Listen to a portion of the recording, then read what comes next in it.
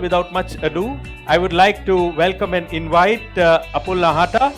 Apul is also one of the founding mentors at Brigade REAP as they started, and you have seen through John's talk what wonderful work REAP is doing.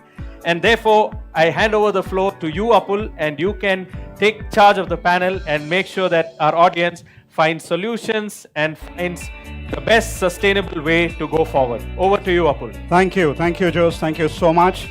What a start of the day. I think John has set the context of wellness, really well. But before we get into the panel, I thought I'll just take a couple of minutes and just share thoughts about wellness and get it ready for our panelists. So people often think about wellness in terms of physical health, nutrition, exercise, weight management, etc. But it is so much more. Wellness is a holistic integration of physical, mental, and spiritual well-being. Excuse me, just fueling the body, engaging the mind, and nurturing the spirit. In modern culture, human health and well-being are still often understood as a matter of individual abilities and their willpower. However, many aspects of health are more related to our social, spatial, and economic environments than merely our individual abilities. Design for spatial health focuses on well-being of individuals through health of our everyday social and physical surroundings. Winston Churchill made a comment, we shape our buildings and thereafter they shape us. Now, Winston Churchill's quote about us shaping buildings and buildings shaping us is an architectural reminder, and his words bear even more significance today than they did in his days.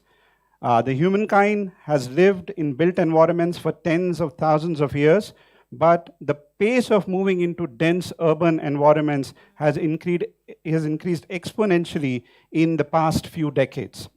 At the time of Churchill's passing in about 1965, 35% of the world's population was living in cities. Now there's an estimate that 55% of the population is living in urban areas, and by 2030 there's an estimate that about 2/3 of the population would be living in urban habitats. Now, living in dense urban environments affects both our mental and physical well-being. All built environments are designed for humans in one way or other, and it is up to us as humans to look at how we shape our habitats, how we build the environments which are suitable for physical, for psychological, and for emotional well-being. Now, we've got a power-packed panel today, but before I get to them, I also wanted to touch upon briefly on sustainability.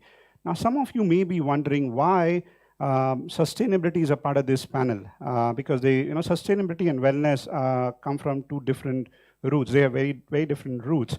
Sustainability is more about renewability. It's more about using fewer or lesser resources. And wellness is all about joy, is all about health, is all about happiness. But fundamentally, they are connected really well at the core. While they may appear different at surfaces, fundamental connection between the two is very strong. Think about wellness is an attribute like vitality, which is very important for individuals that we strive for. And from a sustainability point of view, think about it as vitality for the surrounding, for the community, for the global, the world that we live in. So unless the world around us is not healthy, unless the world around us is not vital, how can I as an individual be happy, be well? So that's the two relationship between wellness, between sustainability, and we'll definitely talk about that a little more.